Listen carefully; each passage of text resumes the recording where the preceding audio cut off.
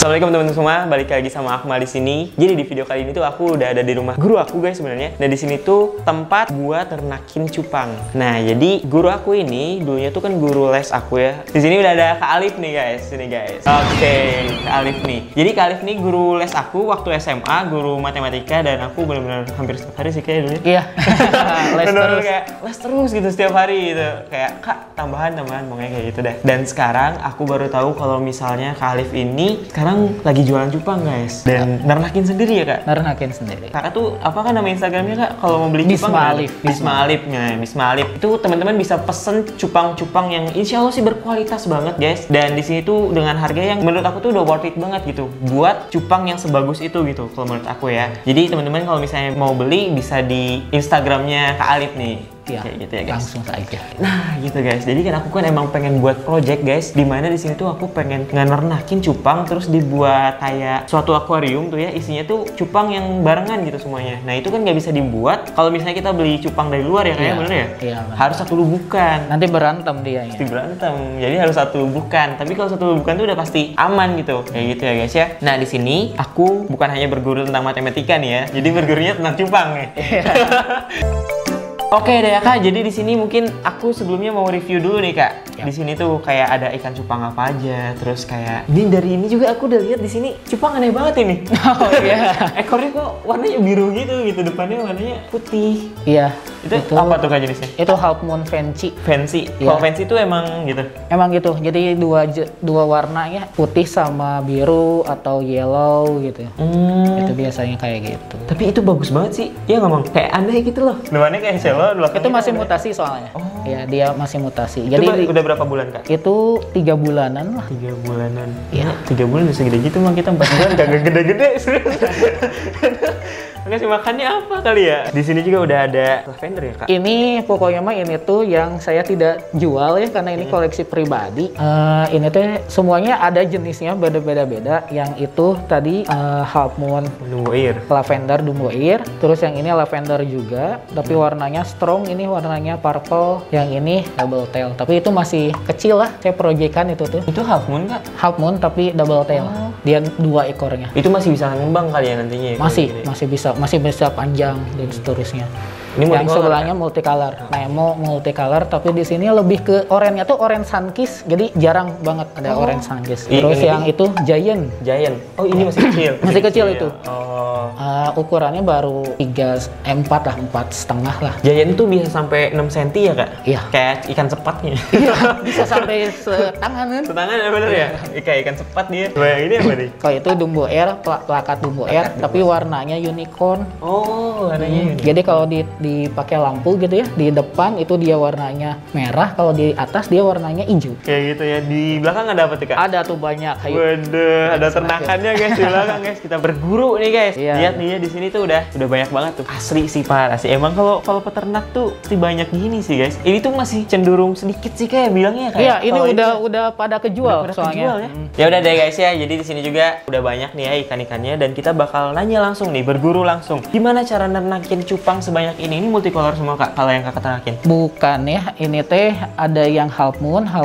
Nah kalau ini half moon multicolor. Kalau ini half moon grizzle, tapi lagi tidur kayaknya di atas. Di atas tidur, di daun.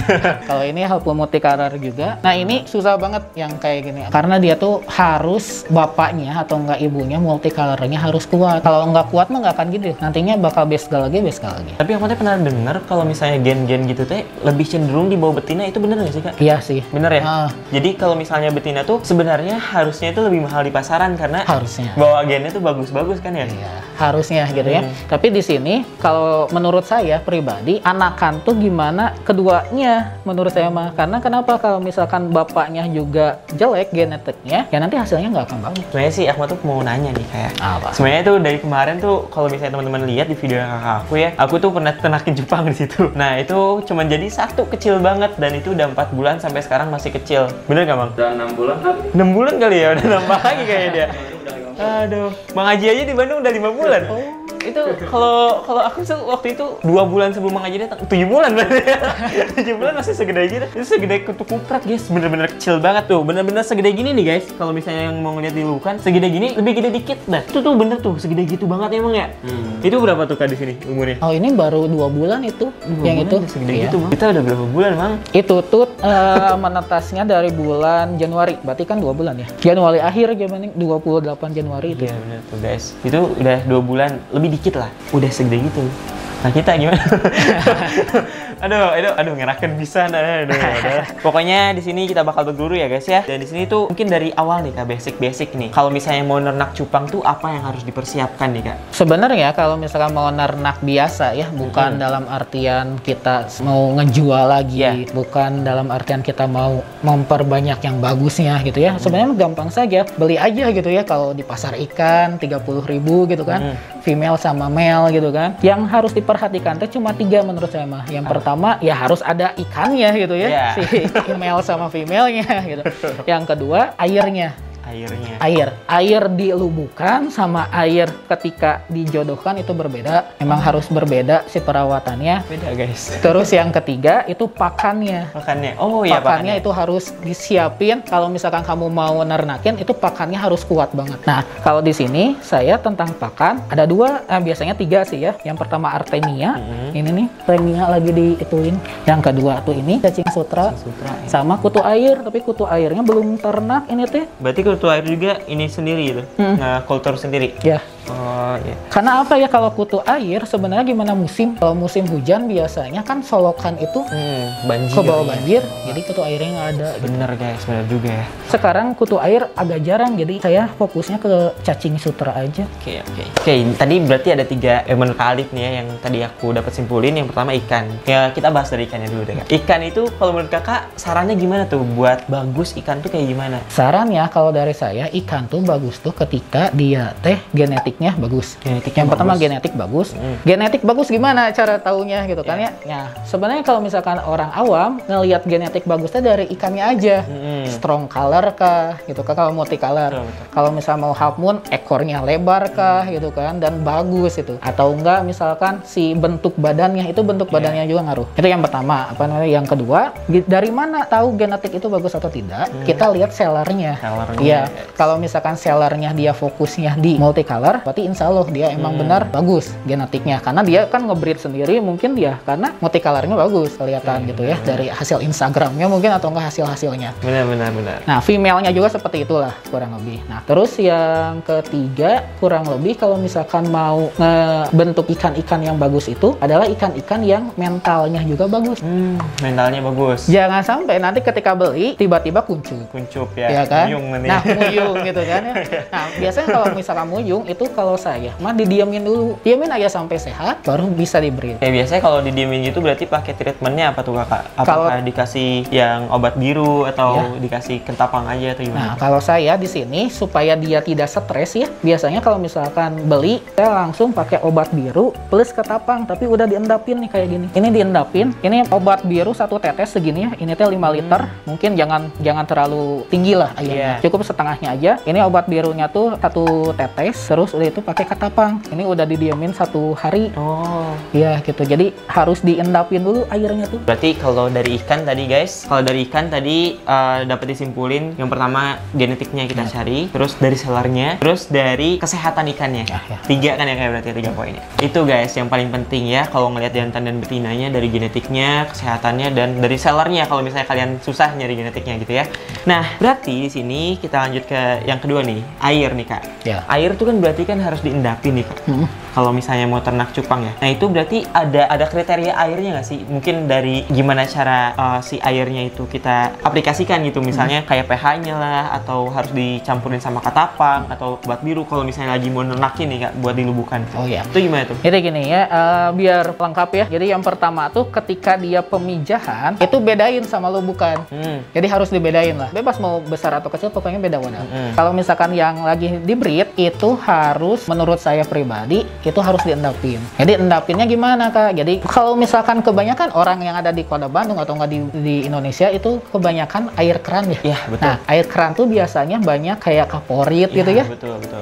Penjernih air lah Iya. gitu. Nah, biasanya itu tuh mengandung ikan tuh jadi males kawin. Males kawin ya saya ngomong. Makanya harus diendapin. Nah, diendapin selama sehari. Udah itu misalkan tadi kata Akmal, Kak, kalau misalkan pH-nya terus apalagi misalkan hangat atau dinginnya gitu kan ya. Betul. Gimana itu? Sebenarnya kalau ikan cupang tuh bisa di segala kondisi.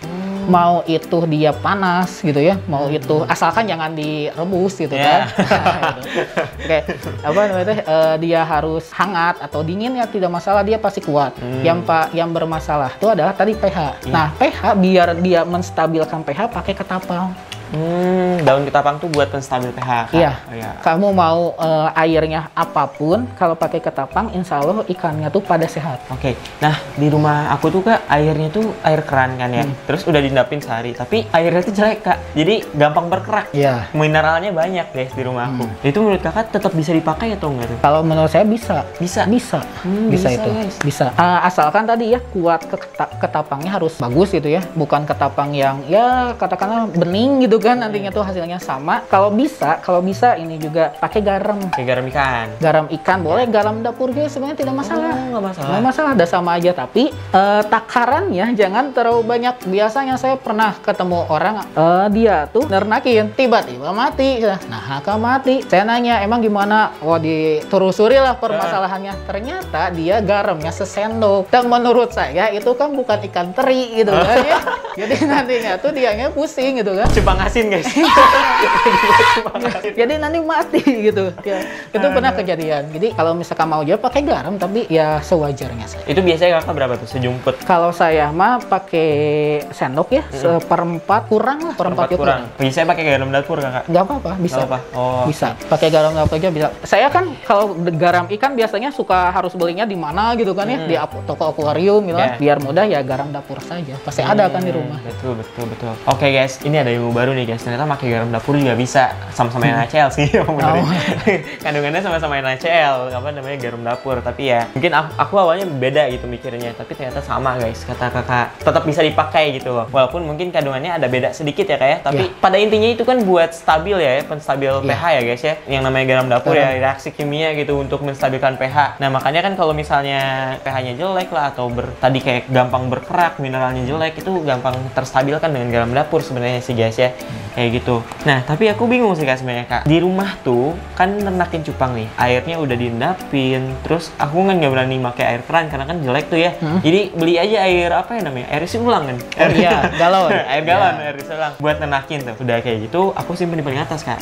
Paling atas tuh dingin banget. Nah, gak mau kawin-kawin 3 hari. Nah, pas bagian aku taruh di apa namanya tuh di ruangan tuh ya, ruangan kecil kan lebih hangat ya pikiran aku ya. Langsung kawin Kak.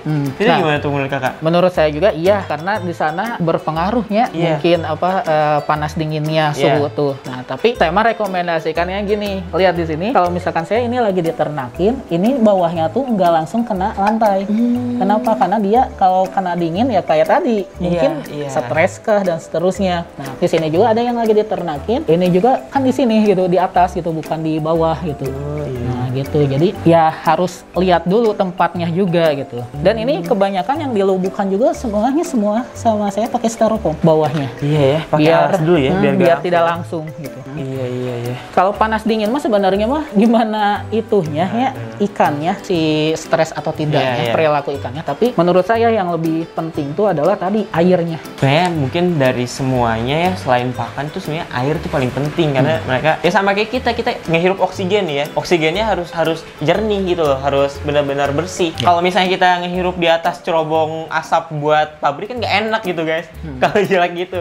Makanya ikan juga sama gitu. Mereka memperoleh oksigennya juga kan pasti di air gitu. Kadang ada oksigen yang masuk ke air kan, atau mungkin mereka keluar dulu dan mereka hidupnya itu sehari-hari di air. Kalau misalnya airnya jelek ya gampang berjamur lah, gampang stres ya kayak gitu guys. Jadi si airnya berarti harus bagus juga gitu ya. Berarti yang terakhir adalah pakan. Pakan tuh gimana tuh Kak? Kalau pakan ini tergantung usia buraya. Banyak YouTuber atau nggak banyak video-video di internet yang ngomongnya pakan terbaik adalah kutu air. Kutu air. Ya kan?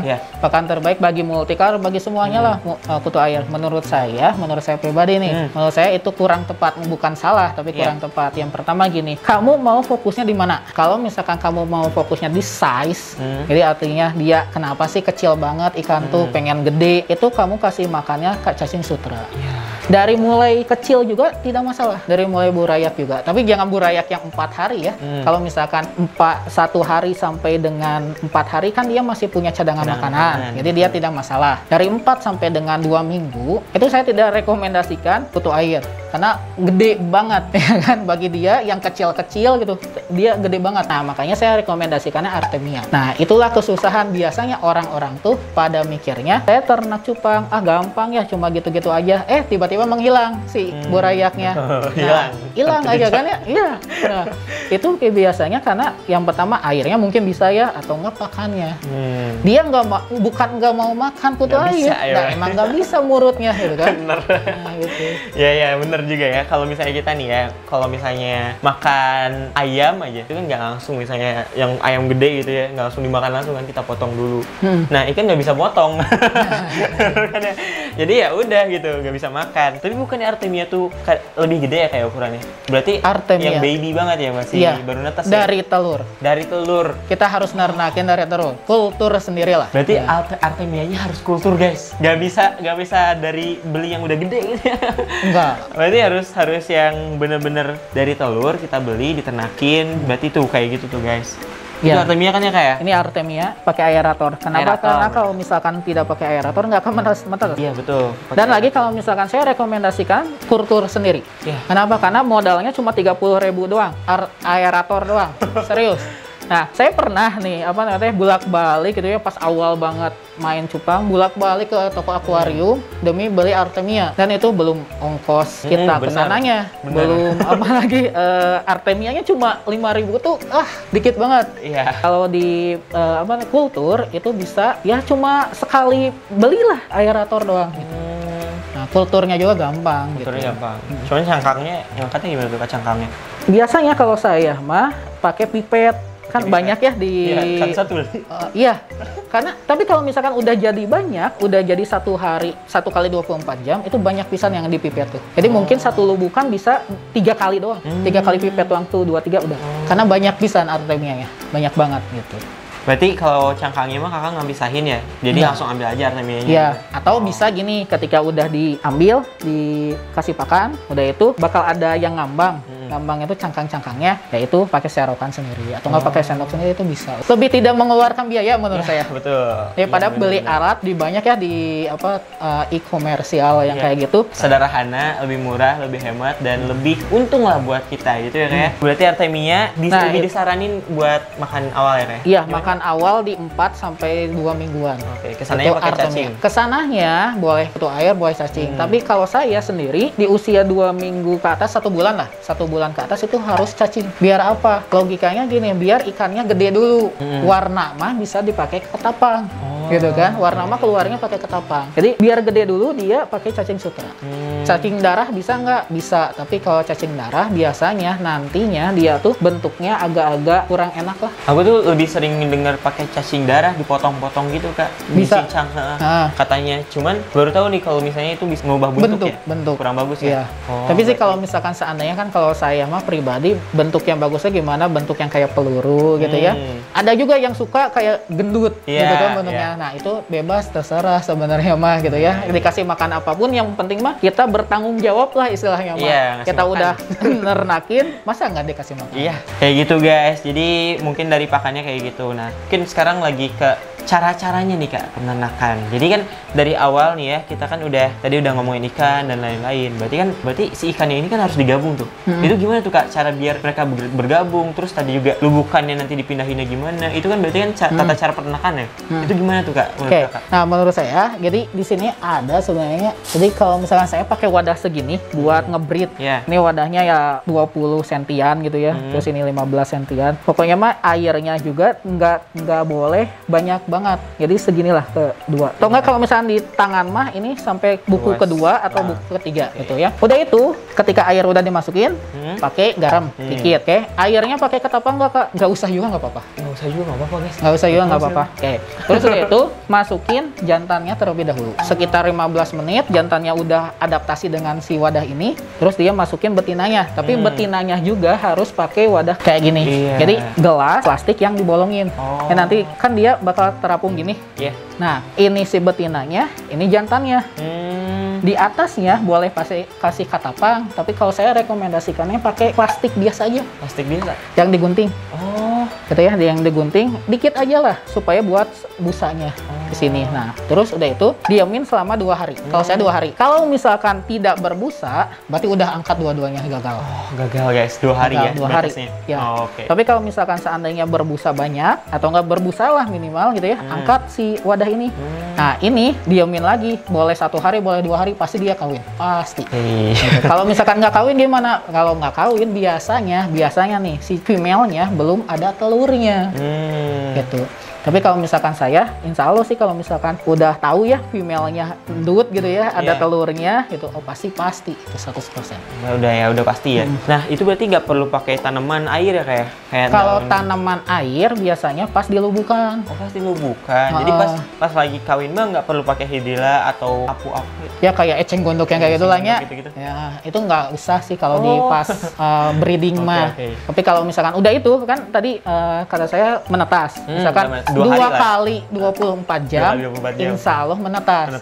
Kalau tidak menetas gimana? Berarti itu mah udah busuk telurnya.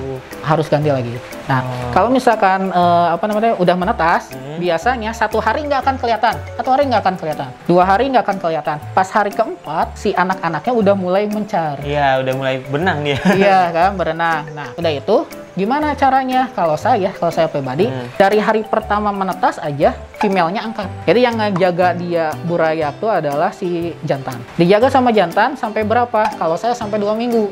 Kenapa? Karena usia 4 hari sampai dengan 2 minggu, burayak tuh berenangnya masih ngaco. Masih jelek ya. Nah, biasanya hilang tuh karena dia tenggelam.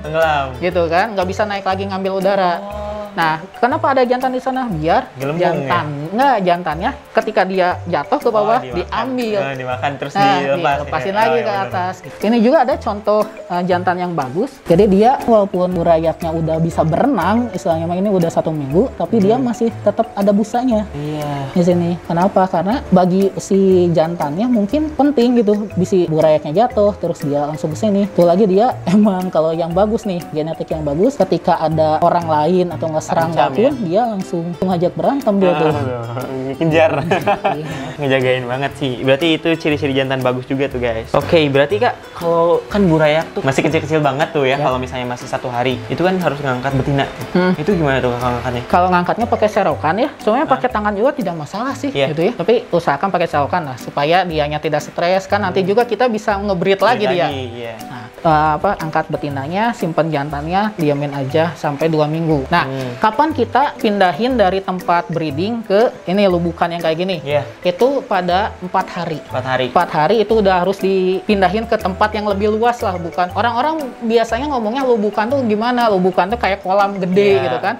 Padahal nggak juga. Ini bisa juga pakai baskom, pakai ember gitu kan? Pakai wadah plastik yang kayak gini, nggak masalah gitu. Tapi yang penting lebih gede daripada tempat breedingnya. Setelah udah itu 4 hari dipindahin si burayak yang tadi. Udah itu udah di sana sampai berapa Kak? Sampai kalau saya mah sampai 2 bulan. 2 bulan diangkat jantannya tuh 2 minggu. Kalau angkat jantan mah selama 2 minggu. 2 minggu. 2 minggu kan angkatnya. Nah, si burayak kan di sana di tempat lubukan itu sama 2 bulan. 2 bulan. Nah, baru bisa dipisah-pisah kali ya kayak. Enggak, menurut saya kalau misalkan 2 bulan itu ganti air dulu lah. Atau enggak kalau gini lah, ganti air kapan? Kalau misalkan di lubukan kelihatan udah kusem gitu ya, udah nggak ada oksigen, baru ganti air. Tapi kan kelihatan nih kalau ini masih bening kan?